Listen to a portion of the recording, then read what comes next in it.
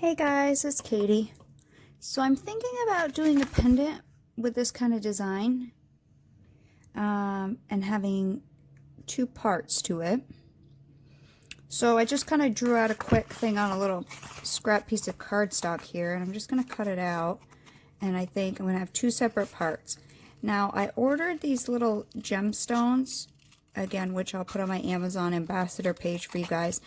Now the problem is, I love the way they look, but there's not much in each container for each color. And I'll show you one I already did. And I really like the look of it, but again, there's not a lot. So I really need to kind of think smartly about how I'm going to use it. So in this case, what I think I'm going to do is a half and half pendant. So that will be one. But I actually think, so I want it to look like that total, but I think I want these obviously to attach underneath. So this piece here, let me cut the rest of this out, because that was just my doodle of the pendant I was going for. So I can make like a template. But I'm going to have to cut this second part out, because I know last time I didn't show you on my 3-part pendant, I didn't show you how I made my little templates. But this is kind of, for this one that I wore yesterday, this is kind of how I did it. So I kind of drew a design, and then I went, okay, yep, I kind of like that. And then I recut a part out. So this one I'm going to want, where did my pencil go? But I'm going to want to overlap them. So I'll probably bake and bond them together.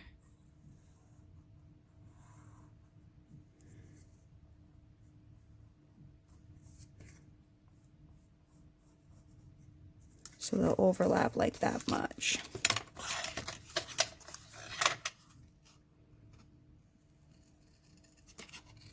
Now I think one part's, let me show you these gems. Let me cut this out and I'll show you these. As I was saying, I'll show you where my mind's going. Sorry, my stupid phone is old. It's getting old. It's like 4 years old now. So I need to get a new one, but I've been holding off. Whenever I open my banking app, if I don't close the program out and I just go into another program, it will pop up randomly out of the blue. And that's what it just did. I was recording, and all of a sudden People's Trust popped up out of the blue until I closed all my apps. So sorry about that. Anyway, so here is what I'm thinking for this piece, something like this.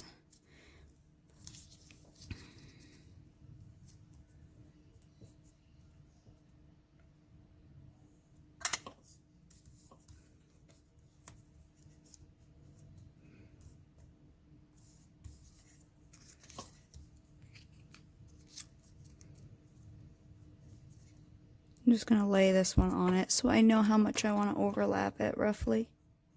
Right there. Okay. So that's where I wanted that one to lay, like something like that, I was thinking, maybe. And again, I can modify the shape later, but I was thinking something like that. So let me show you these gems I bought. And again, I really like them, but they're dinky ass little containers because they're nail art. Most of the things I get, like my faux abalone stone, is meant for nail art. Which obviously, but even if you were using this for nail art, I mean, you probably couldn't get a whole hand. I mean, you probably just do like a ring finger or an accent finger, but it came with these colors here. Okay, so I've already used some of the purple, which I'll show you in a minute. But I think I'm going to use, I love this red one, but I haven't played around enough with this yet to use it up. So I think I'm going to use this green one, which I also love. I don't wear a lot of gold, but the gold's pretty. I mean, they're all very pretty. But if you wanted to cover a whole pendant in these, you'd need a lot. You'd at least need 2, I think, for a normal size pendant. I mean, they weren't crazy expensive, but I wish they came with a little more. So either way, I think one of these parts I'm going to cover in the green, and then one I'm going to leave black. So I don't know which. I think I might cover this one in the green. Or it might even be cool to cover the back one in the green. You know what I mean? To cover...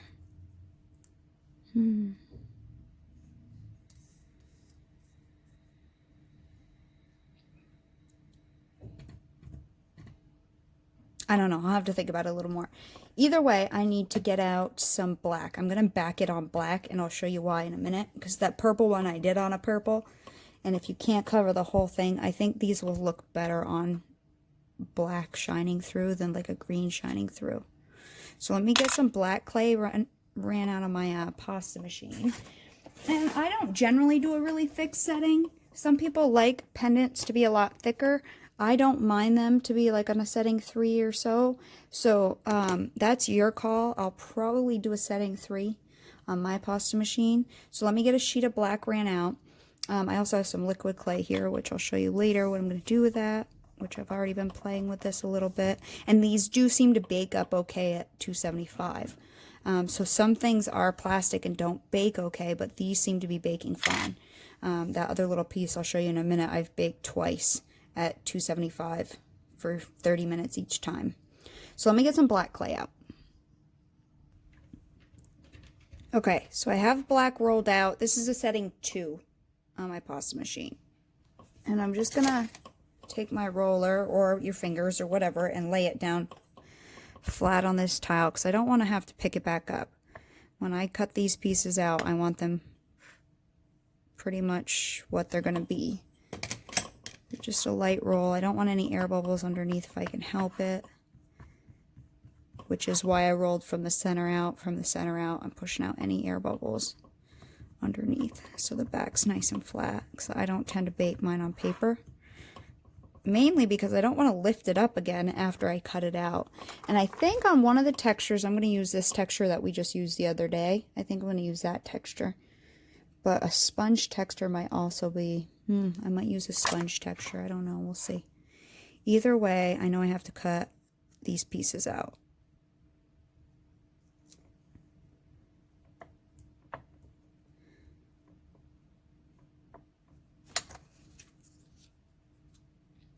So I'm just laying my pieces of cardstock down on here and trying to stick them down a little bit.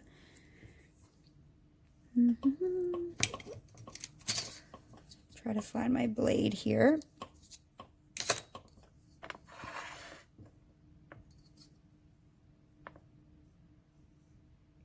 I'm using a flexible blade. Let me just wipe it off.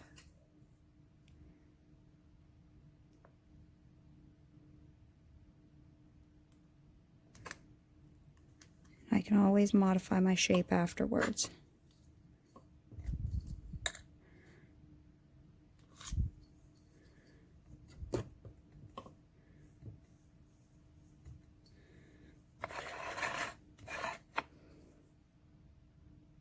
So you can really make whatever shapes. Usually I use cutters because it's easier to make it consistent. But I don't generally make 15 of the same pendant. So I really don't need consistency. You know what I mean? Someone said, because when I showed my first napkin one, and I was showing people, like, you don't need to buy cutters if you don't have the money to buy cutters, which is why I was showing it. Someone made a comment on YouTube that, well, cutters make it more consistent. Of course they do. But a lot of people can't afford cutters, so I'm just trying to show you different ways of going about creating your own shapes. Hey, I love using a cutter, but I don't have cutters that fit together well for certain things. You know what I mean? I don't have a 2-part cutter. I don't have, you know, for this gold one, I don't have a 3-part cutter that's going to do that. So sometimes it's nice to be a little creative with your shapes and have fun. And actually, I can already see as well, my paper left a mark. So you can also just push it down and then kind of go for it. Now I wanted these edges fairly straight here. And that one I did too. But that one ended up with a little curve on it, so let me just curve it.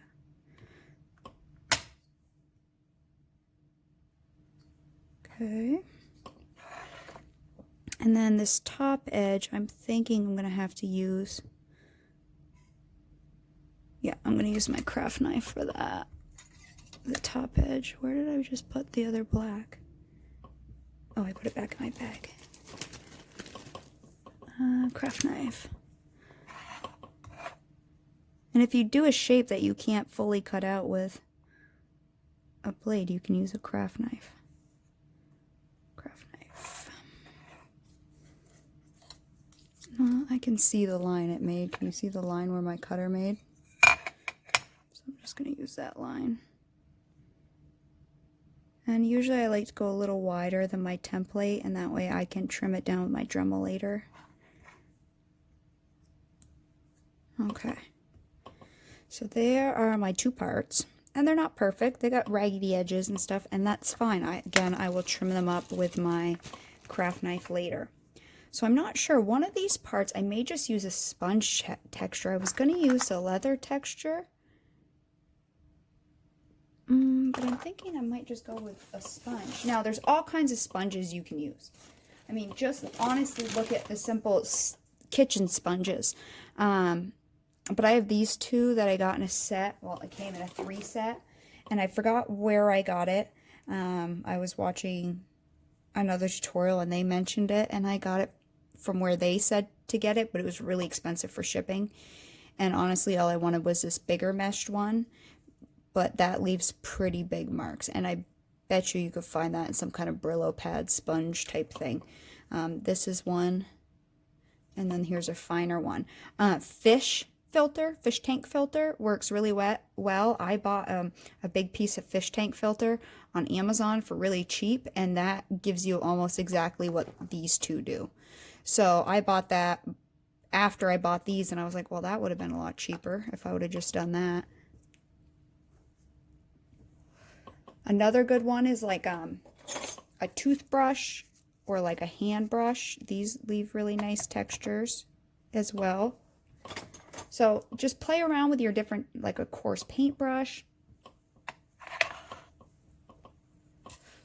So I don't know. Let's see what we can. This is a finer one, this black one. This is like the fish tank filter right here. Oh, what one am I doing? That's my front one. I think that one I was going to do with the green. So actually, let me do this one. And I'm not going to roll it through my pasta machine. Some people will put the clay on their sponge and then roll it through to get a really defined texture. I don't want that. I just want a nice light texture.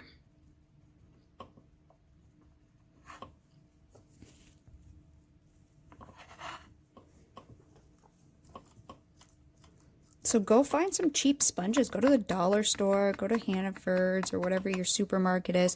Buy some different sponges and see what kind of textures you can get, because you don't need these. You really, really don't. For, you know, how expensive they were, I don't think they were worth it. I wouldn't buy them again. I hate to say that, because I bet you I could find the same thing. So using both of them, I'm getting just different kind of texture in here.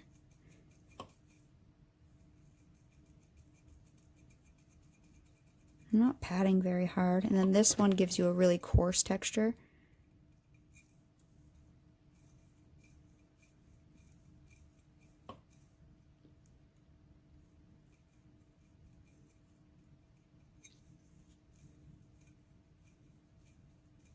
And this may distort my shape a little bit, but that's okay. Again, I can deal with my shape later.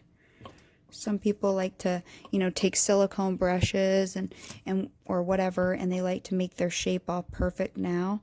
I don't really care to do that, as you guys know. I would rather just deal with it later with my Dremel and my orange wheel.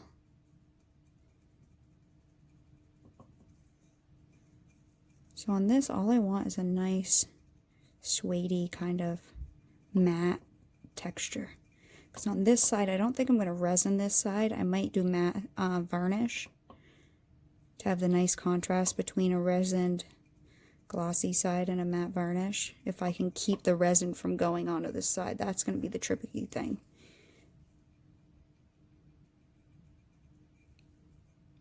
My resin, I don't like baking it after. Some people say you can bake resin after. I don't find you can very well without it yellowing. It would be nice if you don't have to worry about it yellowing.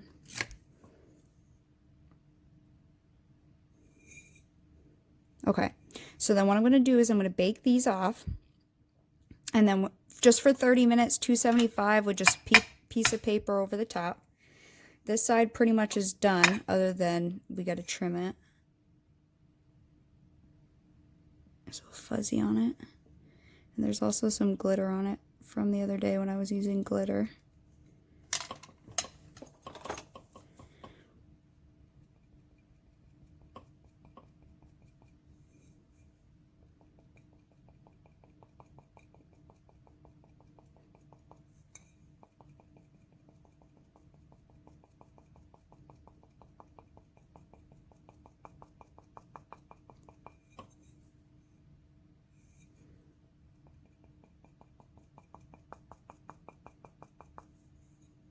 Okay, so I'm going to get those in the oven, and when they're done, I will be back.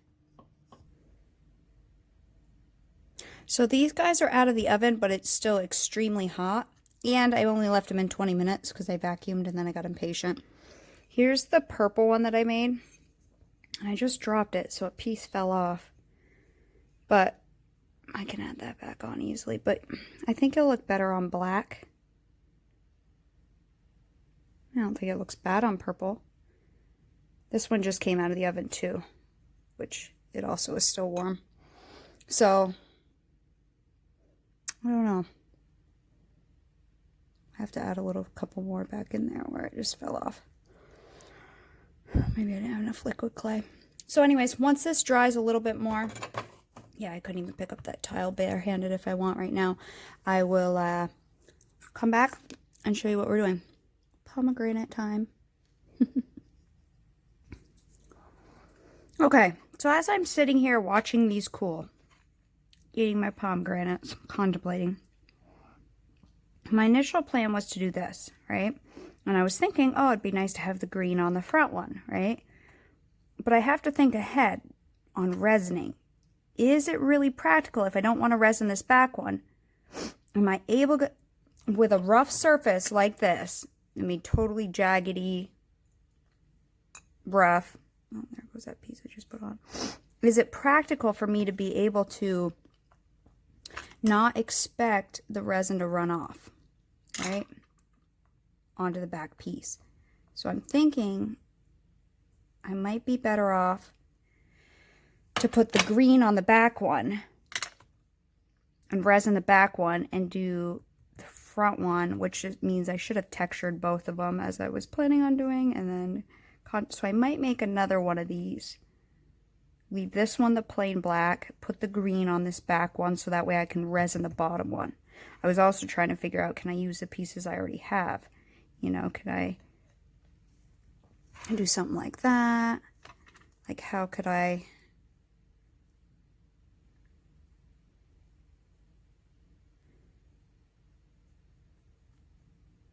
But I like this look here. So I think I'm just going to make myself a new front piece. And I'm going to keep this one because I could probably use that one at another point as well. But I kind of like the look that I was going for. Except for I just need that texture. I know you guys can't see it really well. I got some glitter on it from the other day using all that glitter, but I just need to get some texture on it. So I think I'm going to run another sheet of black out and texture it just like we did this one and bake it quickly. How did I plan on doing this? Yeah, like this. Yeah. Yep, I think that's what I'm going to do.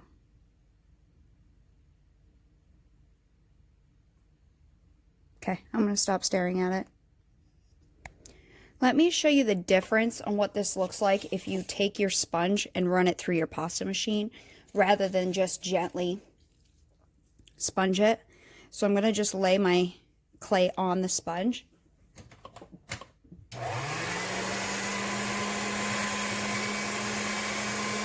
Now I had my clay rolled out to a 0 and I just ran it through, or my clay was rolled out on a 2 and I ran it through on the thickest setting so it didn't put too much pressure. Now, so that's a pretty big difference on the look. This was just gently doing it. This is pushing it harder into that texture. Let me put it through with the black one too to see if I can lighten that up a little bit.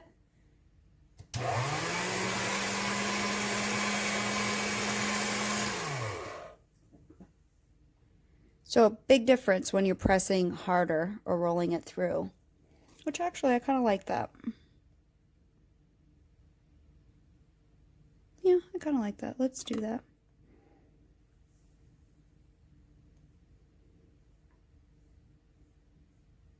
Obviously my finger is flattening it out a little bit. So this is the front piece I'm going to remake right here.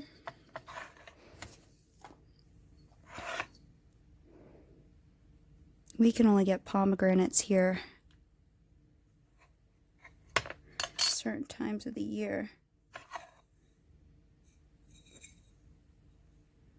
Hang on.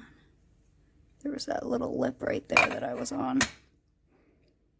So I just got some pomegranates. What a pain in the butt to take apart. I mean, they're not that hard to take apart and get all the pomegranate seeds out. They're just time consuming. But they're really good. They're, when you take them out and you're popping them out, they're like little red gems coming out of that pomegranate.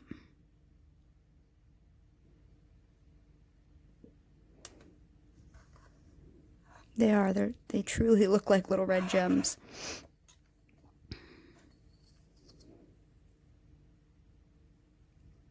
I can't bend that. Can't bend that enough.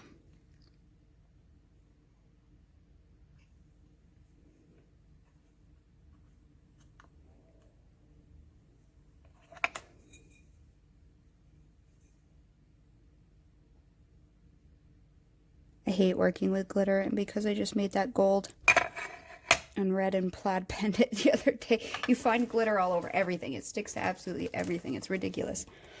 So anyways, I'm going to bake that for 30 minutes just because I feel like I'll be better off resining, keeping this, the top part, plain,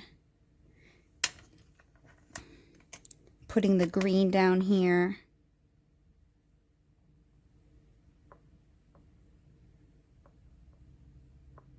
yep, I think I will be better off doing that.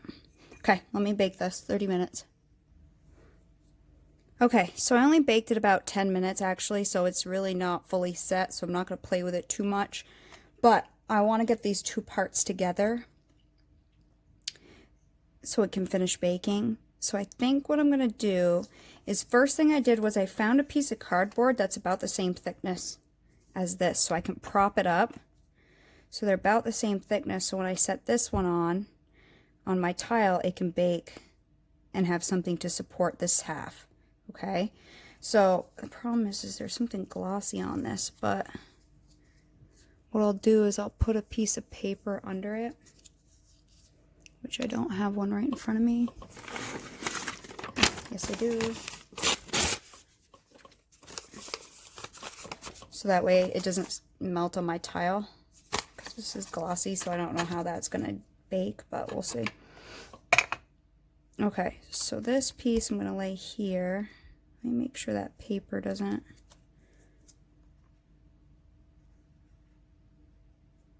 Yeah, that should give it enough support just to hold it up. So when I'm going to hang this, I want to drill the hole in this back one. And I kind of want it to sit like that.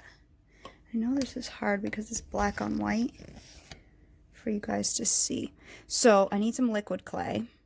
And I'm going to actually use Bacon Bond. I have liquid clay out on my table for the gems, but I'm going to use Bacon Bond because I think it's a little more sturdy. I'm going to squirt some just on my table here. And then I kind of need to figure out where I want this to set.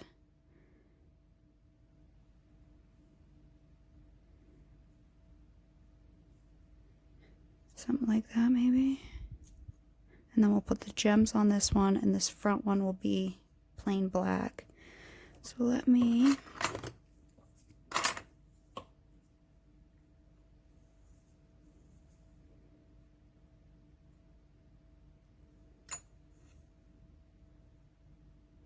And this is going to bake multiple times, but You could have, I know someone will make a comment saying, why didn't you just set that with your heat gun?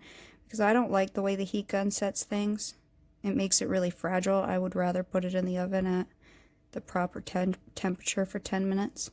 Even though it's not fully baked at this point, but it's stable enough that I can handle it. And I'm using Primo, which is a good clay. Okay, so let me kind of get this where I want it.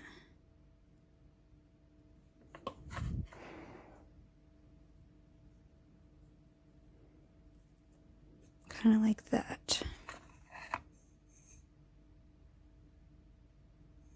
So now it's being supported by the cardboard.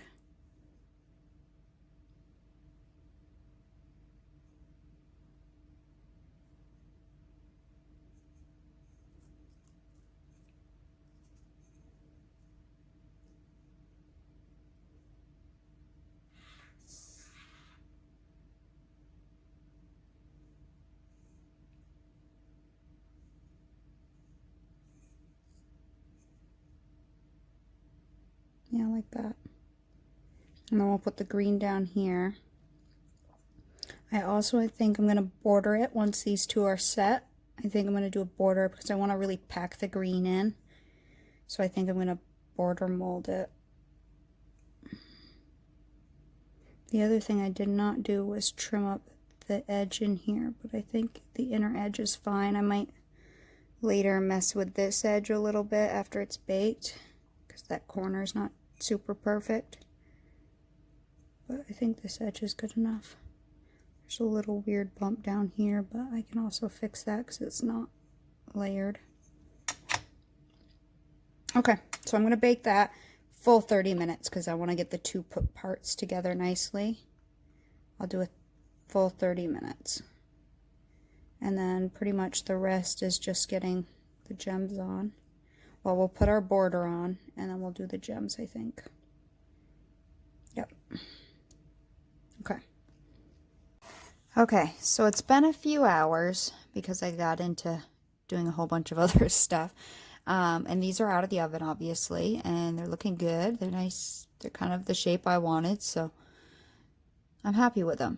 So again, I intend to put the green gems down here and leave this front part black. Now, the problem I was finding with these crushed stone type things, because they are like crushed stone, is that on a piece without edging, I couldn't get it all the way up to the edge without them falling off. So I think I'm going to try to border this guy. And so I'm going to try one thing first, and if it doesn't work, then I'll try another one if I can find... I took it out a while ago. Where did I put it? Okay, I have my extruder with some Primo black, and I found the disc I wanted to use a couple of hours ago. Okay, let me find my disc. Hang on, it's sitting here somewhere. I know it is. Okay, there it is. So if this is my smallest and this is my largest, I can't find my single die, but I'm going to use this guy.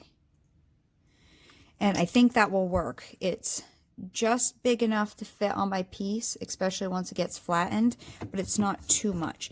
Now on camera, this is really hard for me to lay on there nicely because the camera is literally about 2 inches from my face and about 6 inches from my board, like no joke, or my phone is. So it's very difficult for me to see what I'm actually doing. So I'm going to get the point across, and I'm going to go off camera because I usually mess this up when I try to do, like, I can't even stand my extruder up straight without it hitting the camera. Like, that's how far away from my desk the extruder is just about to hit the camera. I could fit like my finger in between it. And then it's literally so close to my face. So I'm going to extrude some of this black out. And obviously mine squeaks. And it's hard on the hands. It is. The softer your clay is, the easier it'll go through. But right now it is 50-something degrees in my basement, and it's like in the 20. Actually, today was warmer. Today was in the 30s. But I want one of these strands to go all the way around, which is why I'm using multiple strands, but I don't want multiple strands. If I could find the bit that only had one, I'd just use that one. But I couldn't find it. So I just want one, because I don't want to have tons of seams. That should fit around. Now what I'm going to do, I'm going to keep another one just in case. Now what I'm going to do is run this through my pasta machine on a fairly thin setting, because this isn't a big wide around. So I'll start at 0 and work down until I get a flat strip. But this will help keep my flat strip nice and even, because it's already even. You know what I mean? As a circle, it's even. So let me run it through. So I had to do it on number 6 to be able to get this thin, flat strip.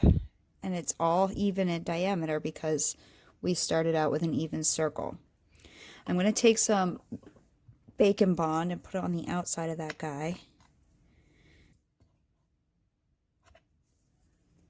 Just, oh crap, don't hit my strip. Just a little bit. You don't want a lot, because you don't really want this sliding everywhere. And I don't think I'm going to wrap it throughout the back, but I'm going to wrap it so you can't see it. I'm going to wrap it down in there so you can't see it.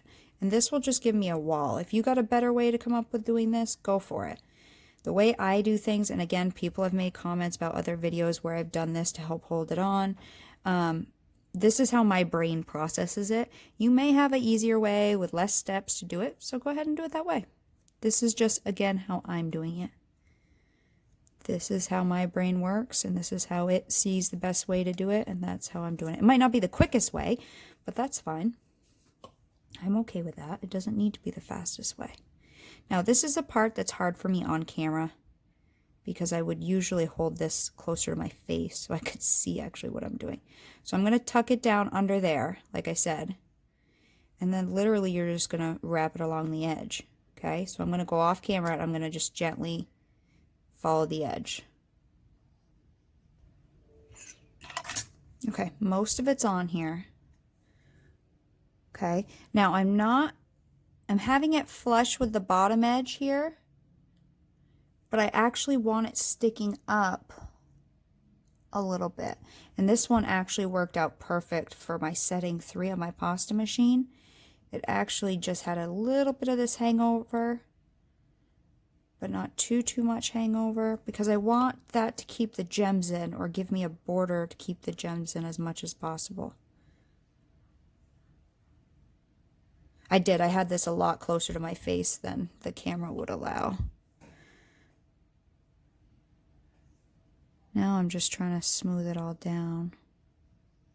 And this back edge I don't really care too much about, look-wise. I mean, some people really try to get their backs all super pretty. I don't care that much. For any I've given to people or sold to people, they've never been like, oh, that's an ugly back of your pendant. It's homemade, it's not factory made. But I'm not about wasting a perfect sheet of clay to make a pretty back. I think a back like that will be fine in my mind. But if you like a nice looking back, go ahead and make a nice looking back. It's all personal preference. Just using a silicone brush, or you could use your finger or whatever, just to smooth everything down. Make sure it's stuck to the bacon bond or liquid clay or whatever you're using. When I tend to adhere something to already baked clay, I tend to use bacon bond, just because it is a little sturdier.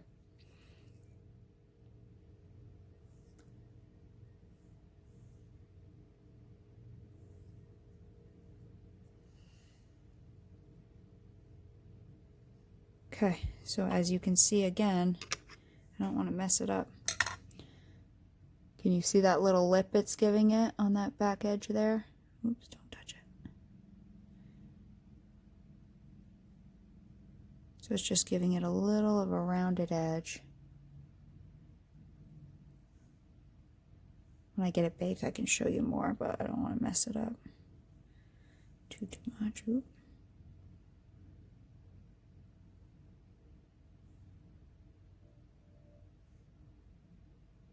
So I've had times where I don't want this edging to pop up, so I just make it flush, and that would be a border. So like on this side, it would be relatively a border. It's an easy way to make a border.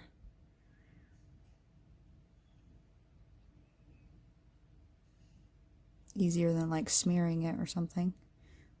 Which smearing is fine, it just can be kind of messy. I'm just nitpicking it here.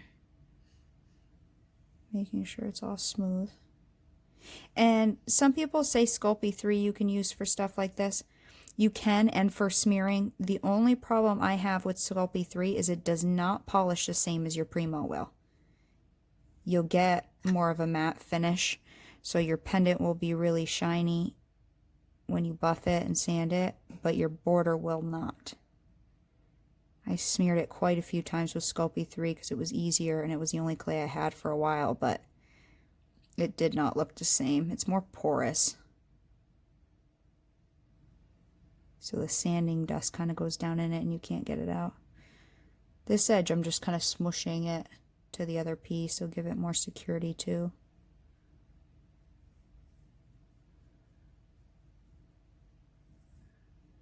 You take your finger and smooth off the back and kind of, but I don't want to mess with it too much.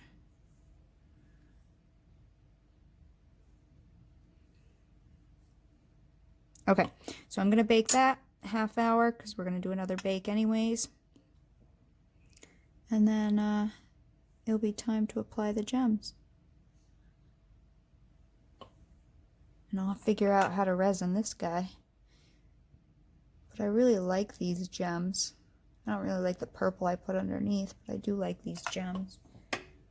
Like I said, I'll put them on my Amazon page, but if you're planning on doing a really big piece, like we'll see how much green I even have for this.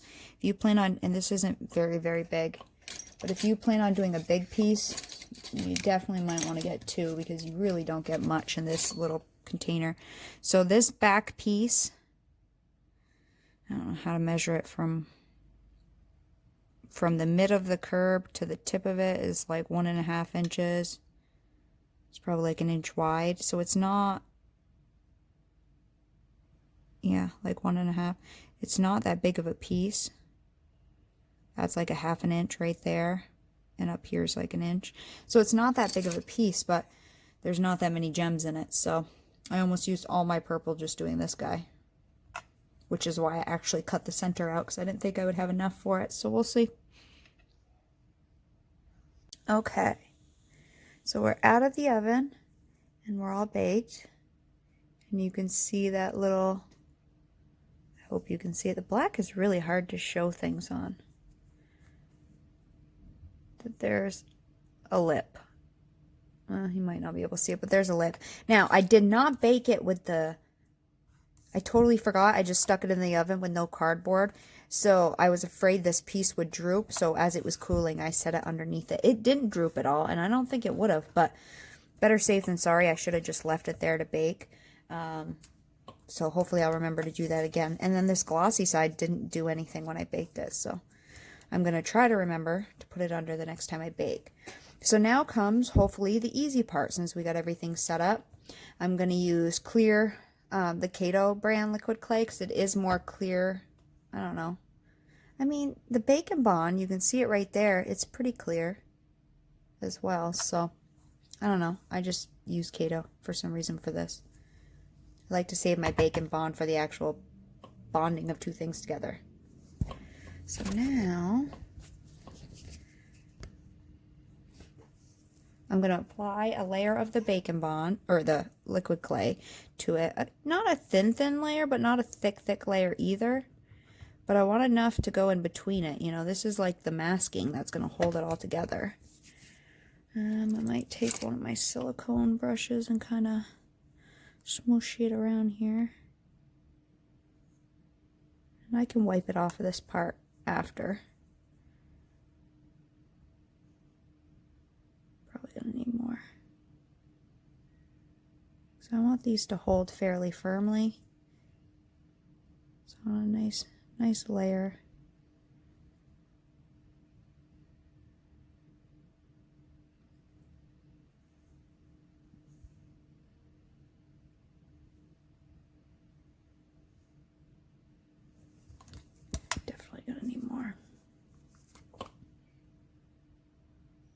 mean, I don't want it to spill off over, but I want it to,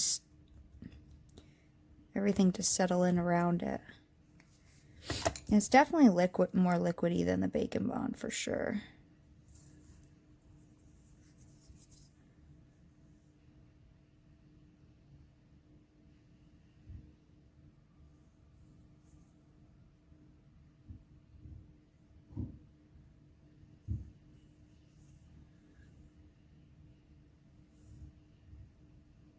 And, you know, do whatever you're comfortable with, however much or however little you want to put.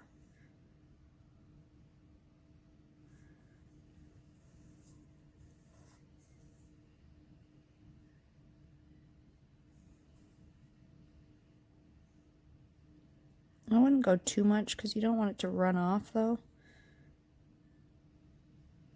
But if there's any gaps between my border and my piece, it should run down in there, which would be nice. Just to give it more strength. I definitely don't want to get any on my top pendant, so I might just rub that with alcohol at the end just to make sure I don't have any on my top piece, because you will see it. Okay, so now I have a nice, fairly thin coat, but thicker than I would use like Bacon Bond.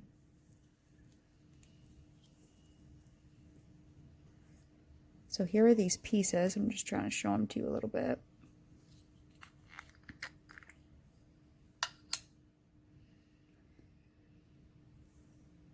And again, there's really not much in here, so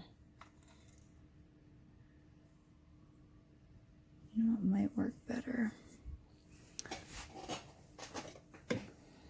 I have this little claying instrument.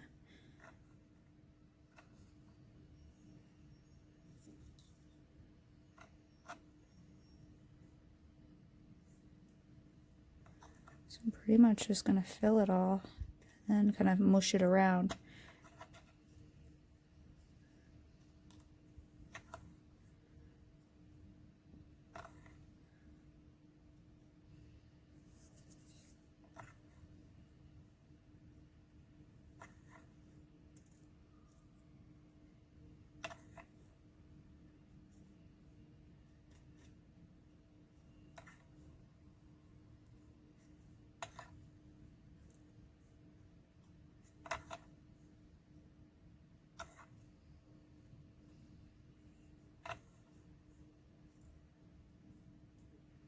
Now they are irregular chunks, which is where they're going to get their glimmer from, you know.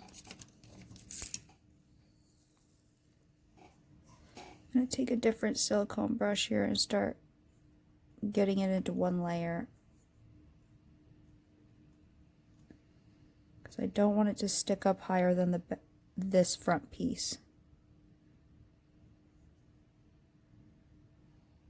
And there are smaller pieces, so you can strategically place them.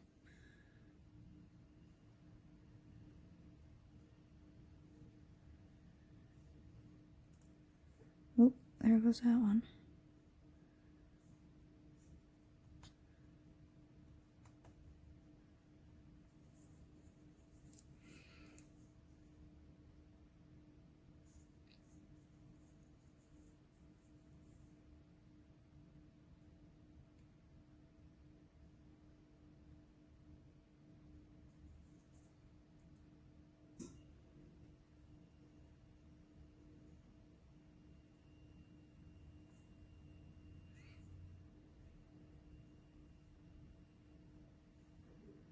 With the black being underneath, if anything shows through, it won't be too bad. Now these are hard to pick up. Where's my wax pencil? I got these wax pencils the other day to help pick up like glitter and gems and stuff. Yeah, it actually works pretty good. Sometimes it sticks to it too good. But these are really hard to pick up with tweezers.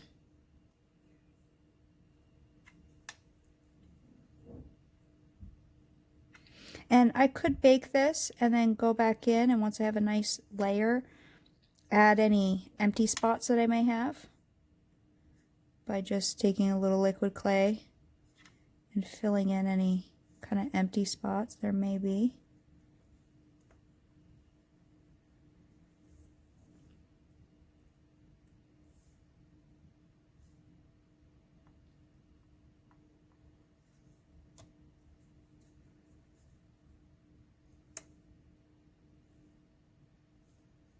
And also, if you see that there's not quite enough liquid clay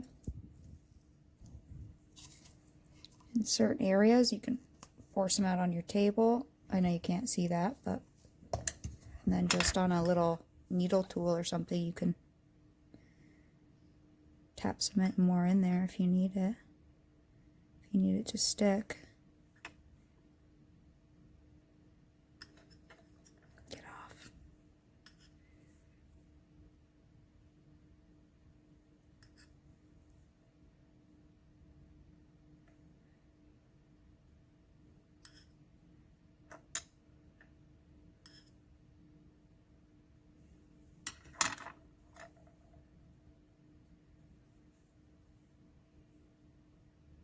That one's got liquid clay all over it.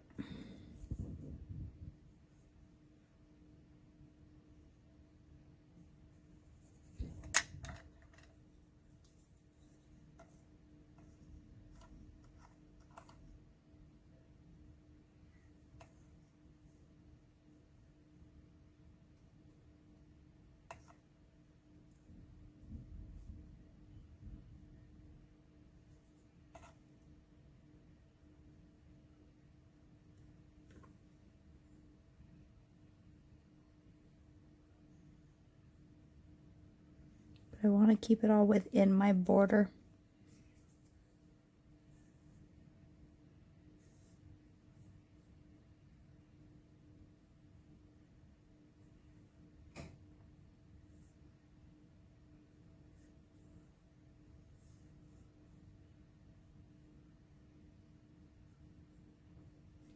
And then when it comes out of the oven, you can tap it off and see what isn't actually adhered to any liquid clay and apply more in any bald spots you may see.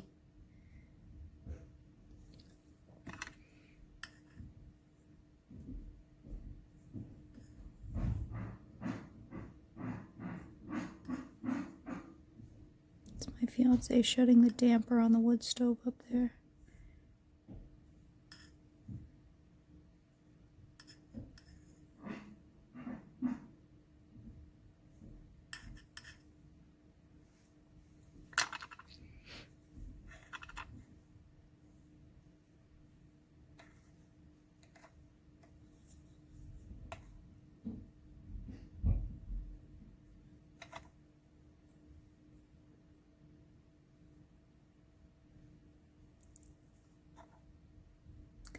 You really just want these stuck down to the base layer. So whatever ones aren't later, you do want to shake off.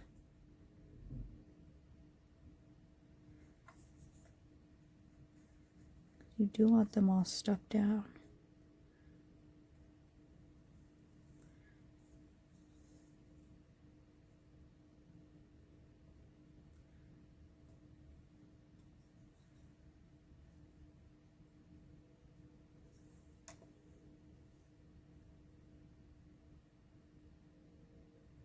Trying to pat them more flat so nothing's up too high for when I resin.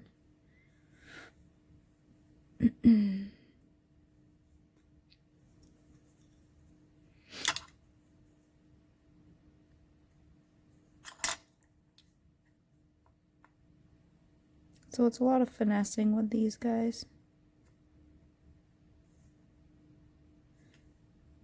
Trying to get everything in the right spot. It's like the faux abalone.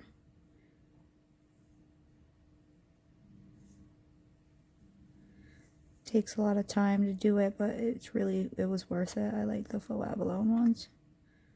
They're super pretty on black, especially. I feel like I need more liquid clay right there still.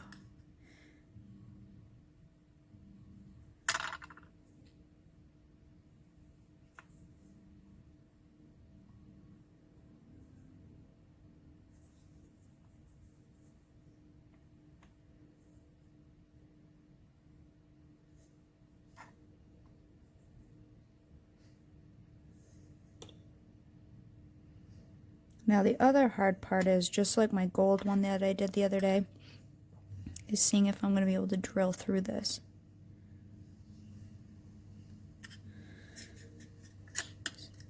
I know I've added more there, but I feel like I still need more. So I want this to be like grouting, like if I was doing a mosaic. I want these pieces adhered really well. I don't want a whole bunch of liquid clay on top of the pieces, but I definitely want liquid clay surrounding each piece and having them really stuck down in there.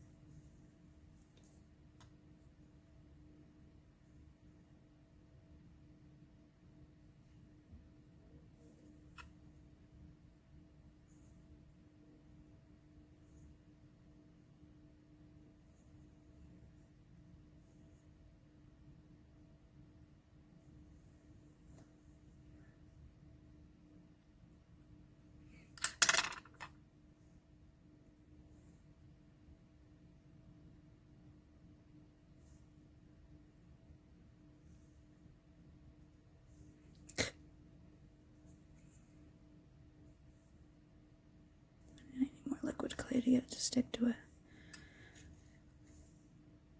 I mean, you guys get the point. I mean, if you don't want to watch someone craft, go ahead and skip through.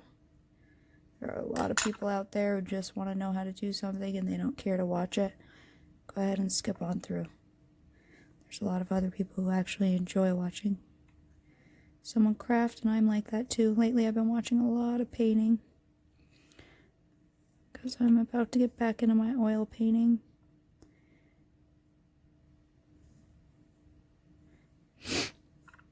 Because I like painting, and it's been about a year since I've painted, and this is the longest I've stayed on one craft.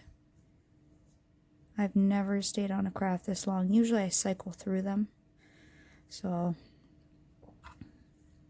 I usually cycle through all my crafts. So I would do like making mosaics out of glass and different kind of acrylic pieces. And I would do wood burning, and then I'd get into knitting around the fall. Well, wood burning and knitting is a fall thing for me. And cross stitch too around the winter time. I usually get into cross stitch around the winter time.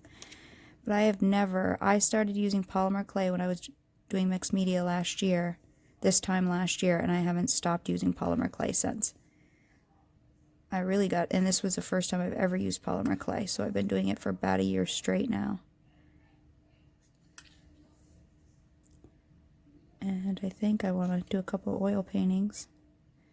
I don't think I'm going to put all my polymer clay stuff away. I think I'll just pull out some of my oil painting stuff and get into a little bit of... So some of my oil paintings, if I'm doing like a landscape or something really in depth, can take quite a few weeks. 3, 4, 5 weeks maybe.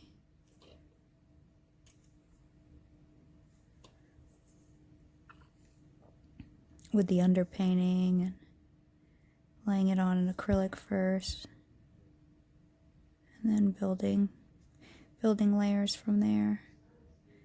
So if I don't post for a little bit, it's not because I'm sick or anything's going on. It's probably just because I'm doing a different type of art.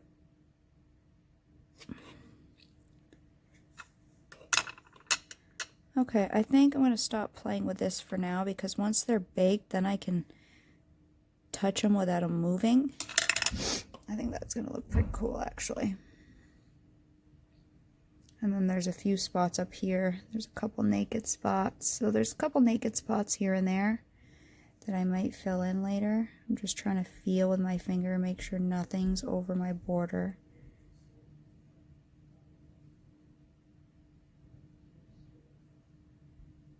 Nope, nothing's over my border. Okay. Then let me get it on my tile. Well, first let me close that up. Second, let me set it on my tile and wipe up this liquid clay. And then I'm going to grab some alcohol. I got 99 and maybe a Q-tip.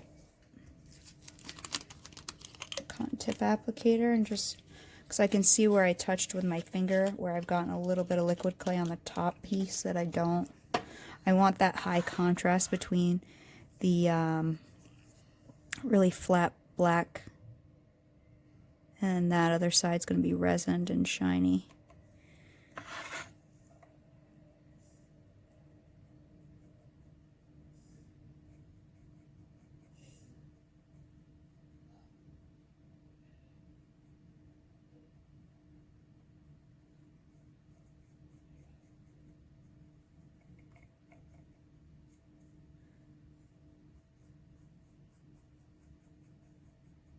I'm just taking the alcohol and just cleaning off any of my liquid clay.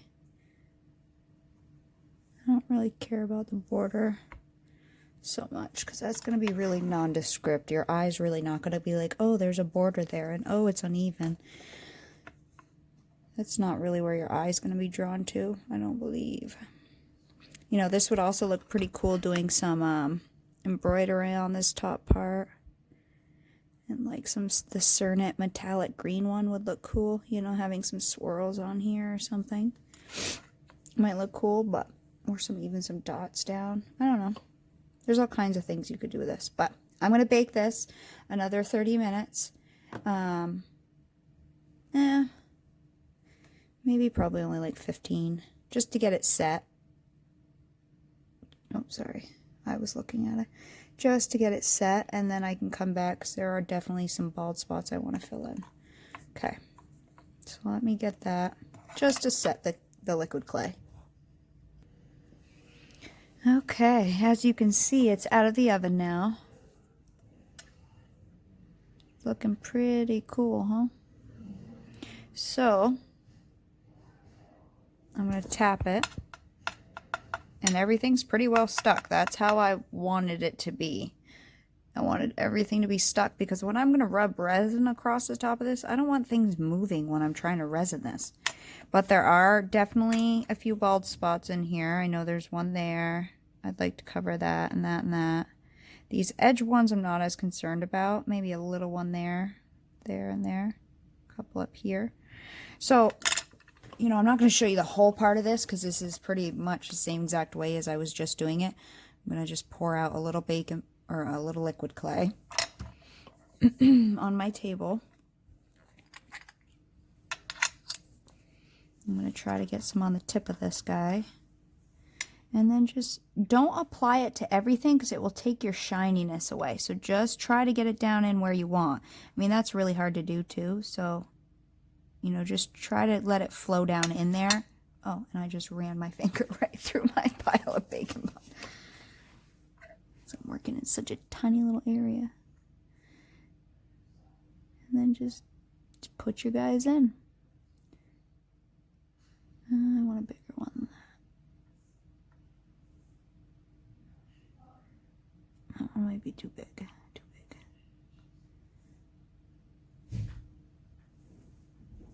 Okay, so that's all I'm going to do until I get all of my pieces filled in, and I'm happy with it.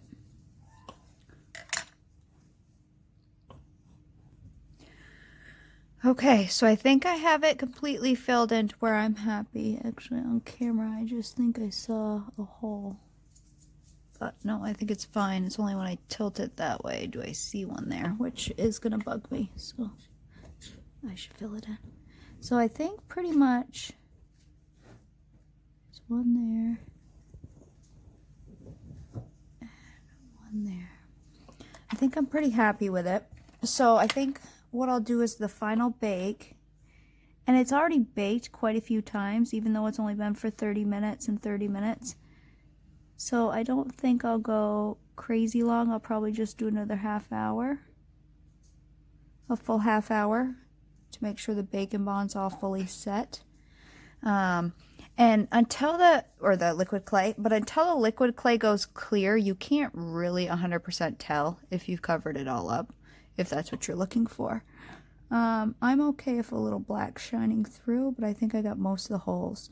So then what I'll be doing after this is baked, I'll resin it. See, the hard thing is I'm contemplating making a bail for it to hang from the back. Now, the reason why I don't usually do bales from the back is because with bales made on the back, they tend to, your pendant, unless it's on the top, your pendant will actually hang downwards a little bit. It's just kind of the natural way it kind of tilts a little down. So that's why I like to do a hole. Some people say like the drill ones. I don't like the ones where I drill in. That's just a personal preference. So I'm contemplating making a bale for the back. But I think I'm just going to go my normal route and put a jump ring in. So then what I'll do is I'll probably do 2 to 3 coats of resin on this. I'll do a really thin layer to get it all down in the grooves. I'll probably do another thin layer and then a full layer. So I'll take it slow with my resin so it doesn't pour off at all. Other than that, I'm pretty happy with it, guys, I have to say. I think it will be cool and nice and catching, especially like imagine wearing that with a black turtleneck or something. I mean, I guess if I would have made a full pendant, I probably would have had enough. You got to think, if I would have finished this pendant shape off, right, and made this curve the rest of the way, I probably would have had enough to finish it. I definitely would have had enough to finish it. But I wish I had a black one of these. That would look cool on this side, doing the black, but they don't have a black. They have a white and a silver type, the white silvery type, but not a black. But anyways, I'm going to get that in the oven for the final bake, and then I'll resin it, and I'll show you what it looks like when it's done. So it's not completely done. I just have the cardboard taped so I can keep my piece even when I'm resining it. Now, what I've done so far that I just wanted to show you is I've done 2 very, very thin coats of my RJ Crafts, because that's, if I can reach it, this resin here, because it's the thinnest resin I have, and with it being 55 degrees Fahrenheit in my basement right now and in the 30s outside, my resin is thicker than it normally is. So that's the thinnest resin I have, and I wanted it to get all down through everything, which now it definitely has, and the edges feel smooth as well. Like I took my little resining and I kind of just rubbed it along the edge here so I could fill in the edges. You can see the edges look fairly smooth right there, except for where I just rubbed some resin. So now I think I'm going to take a thicker resin because it's still kind of uneven, and if I can't get that unevenness gone, I'm okay with that, but I'm going to try. So it's fairly smooth to the touch. I just feel a couple of them sticking out and a couple spots are indented. But now I don't want to risk it coming off the edge, so I'm going to use the thickest resin I have, and that's my Lisa Pavelka one. This in the summertime has more of the consistency of honey, and right now in the winter here in Vermont, which is, you know, we're like 2 hours away from Montreal, Quebec City. I'm about 7 hours away from New York City, so New York City is a lot warmer than us. I'm like 5 hours from Boston, Massachusetts, I guess. So it's pretty cold in the end of November, Thanksgiving weekend, and so that one right now is really thick. I'm going to use that one. So what I've been doing is putting like a dot here, and a dot here, and then just spreading it out. So I'm going to do that. Hopefully this will be my last coat, but maybe not. I'm going very thin coat so I don't risk running anything off, and then putting it under my light for, you know, a good half hour or more with these. This one doesn't have a time on it. I can't find a time on it. So I don't really know. So I leave this one in for a good 30 minutes or so. The RJ Crafts one is a slower curing resin, which is why you don't get any distortion on your thin pieces. So that one definitely needs 30 minutes. I usually leave it in longer. So I just wanted to show you where I was at right now. So this is what I ended up with. I did 4 really thin coats of resin. So I did 2 with a thin resin, just because I had it, the RJ Crafts, and then 2 with the Lisa Pavelka. And I think I got it fairly smooth, which is good. I drilled the hole with my hand drill or my pin drill that I've showed you guys many times, starting with my smallest bit and working up to the largest I thought I needed. I used a black bail, but you could totally make a bail on the back if you like that style, or you could do a screw-in one. I mean, whatever you like, go for it. These are the ones I have, and these are the ones I use. That's what I prefer, just because I wear these, either a simple leather cord I wear. This is actually my cord I had down here. This is what I wear every day. This is a silicone rubber cord, and the company that I get them from is Fire Mountain Gems, and they have these just little, it's like suction. I've been wearing one for about 7 or 8 months, and one of them, the suction is getting a little loose, so I think the rubber is loosening up, but they're pretty inexpensive. And that's what I wear them on every day. So I switch my pendants out every single day, depending on what I'm wearing and what colors I'm wearing. So I prefer just doing this. So anyways, that's the finished piece. I think it looks pretty cool. And in person it looks even better. The shine doesn't ever show up in real life, like, or on camera, as it does in real life. Yes, I have some fingerprints on it, but I like it. So I hope you guys like that, and I'll post these little, sorry, everybody's coming downstairs. I'll post these little stones on my Amazon ambassador page, but they're just little nail art crushed stones.